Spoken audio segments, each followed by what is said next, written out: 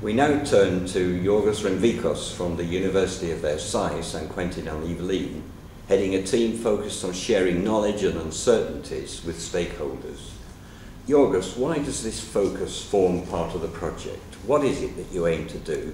And can you identify the benefits that should flow from this work? Well, we are all concerned, I think, about the science-decision interface, and what we propose to do is maybe to hear it from a slightly different perspective. Public health specialists tend to view air quality in terms of higher standards, the better standards, the stricter standards that we can actually achieve to protect the citizens' health. We could view the problem differently and try to see how we actually achieve compliance to standards, even if the standards are not strict, which is the reality everywhere in the European cities.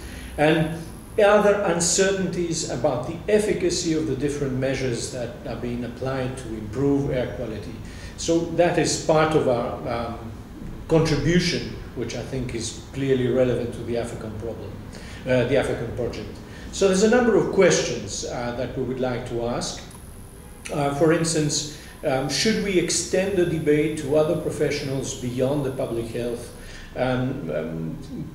Certain city urban planners, for instance, should we limit the discussion on health impacts, or should we also introduce social issues or impacts on economic activity that air quality management can have?